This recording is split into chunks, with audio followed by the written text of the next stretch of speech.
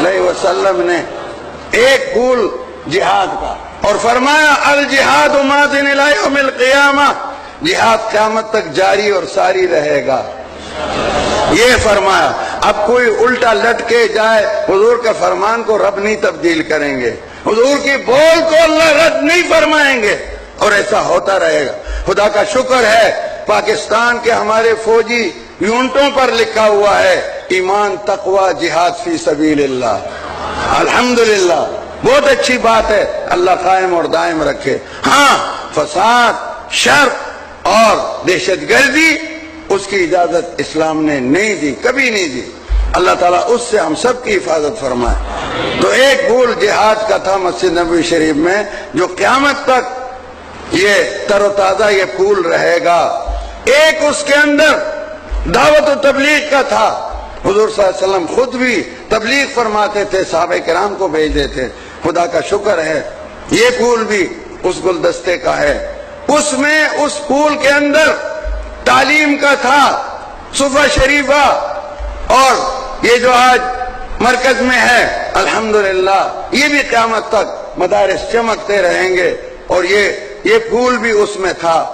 اسی طرح اسی گلدستے میں خانقاہ کا ایک پھول بھی تھا، جو مولانا کا شجرہ لکھا ہے، یہ بھی، اس میں بھی آگے کوشش کرو۔ آپ فاضل ہو گئے، لیکن ہمارے اکابر باقاعدہ جب کوئی فارغ ہوتا اس کو مشائخ کے پاس بھیجتے تھے، جاؤ رائے پور شریف جاؤ، جاؤ سہارنپور جاؤ، جاؤ فلاں دین پور شریف جاؤ، جاؤ فلاں جگہ جاؤ، اور اپنی اصلاح کراؤ تاکہ نور آئے، تو پھر اس کے اندر انشاءاللہ اللہ بہت برکت عطا فرمائیں گے۔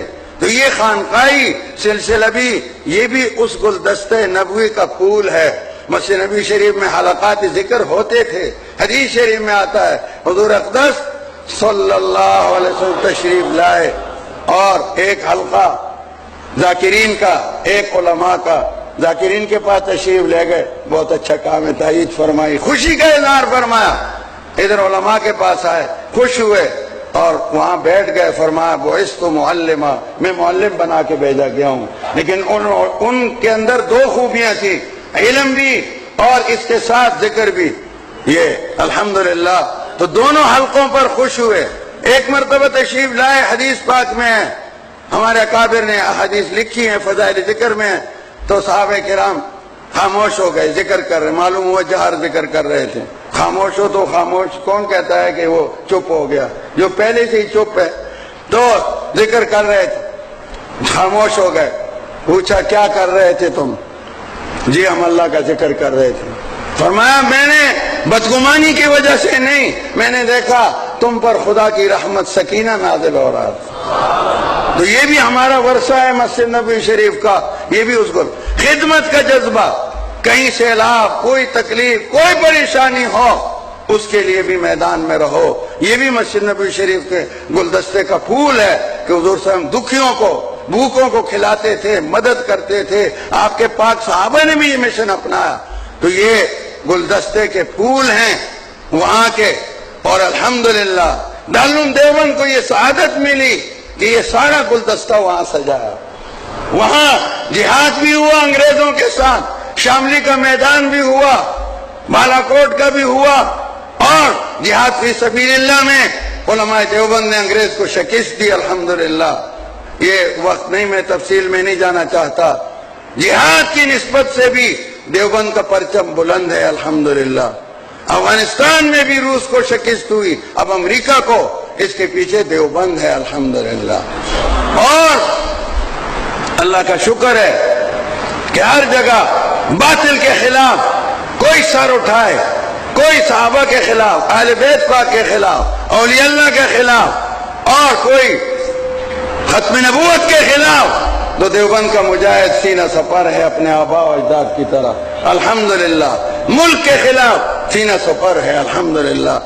اسی طرح میرے پیارے بزرگوں اور بھائیوں، دیوبند نے علم کا شمع روشن کیا، مسجد نبوی شریف کا وہ پھول ایسا روشن کیا، آج پوری کائنات میں، پاکستان میں بھی اس وقت تقریباً 25 لاکھ طلبہ دیوبند کے مدرسوں میں پڑھ رہے ہیں، جن کو خوراک سب کچھ، یہ نہیں دیکھتے یہ قوم کے بچے ہیں اور ہر طبقے کے اس میں موجود ہیں.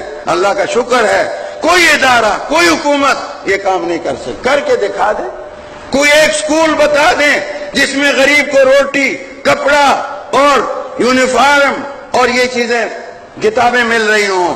یہ الحمدللہ ہمارے مدارس ہیں اور اس سال 70,000 بچے اور بچیاں قرآن کے حافظ بنا کے دے دیے قوم کو. مفتیوں کی کمی نہیں, خطباء کی کمی نہیں, آپ کو خود کفیل بنایا.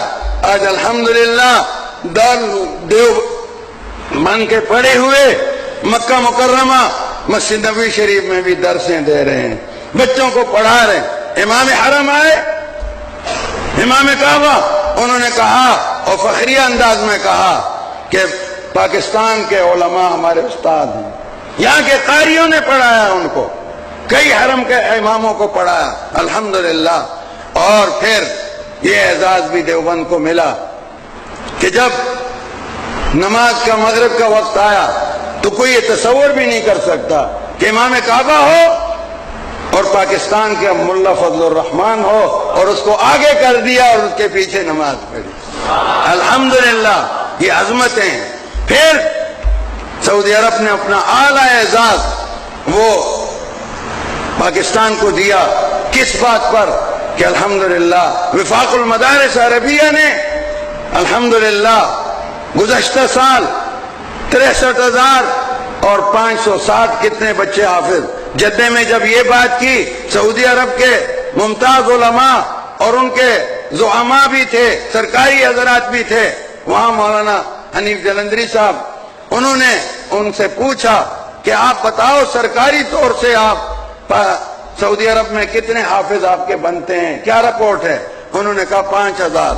انہوں نے بتایا کہ اس سال ہمارے تقریباً 63,560 اتنی تعداد بنی ہے. وہ حیران رہ گئے.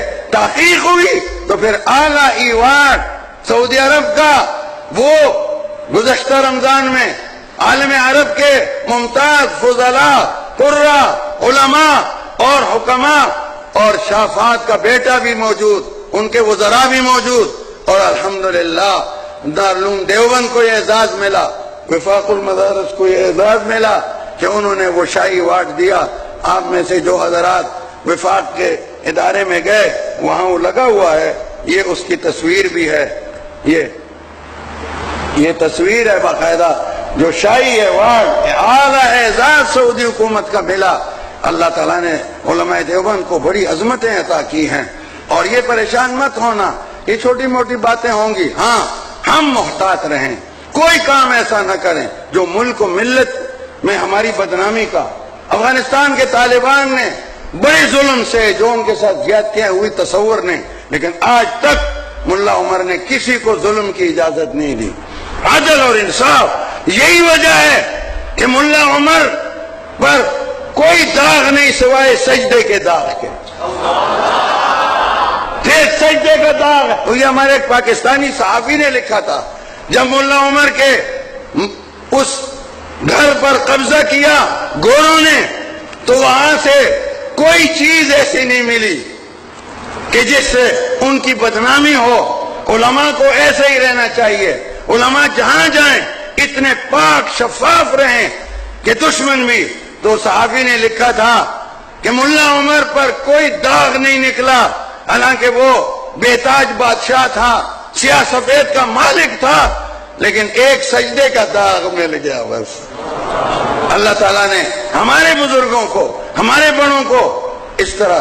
تو ہمیں بھی ظلم سے بھی بچنا ہے, ایسے کاموں سے بچنا ہے. کوئی ہمیں یہ کہے یا کوئی سرکاری آدمی, والی صاحب یہ کام آپ کے لیے جائز تھا, اور ہمارا سر جھک جائے. نہ, ہم ایسے کام کریں کہ ان کے منہ پر کہیں میں نے یہ کام سچ اور حق کیا ہے اور کرتا رہوں گا. تو میرے پیارو, دیوبند نے یہ سارے گلدستے سجائے, تو آپ حضرات کو بھی چاہیے اپنے اکابر سے وابستہ رہو.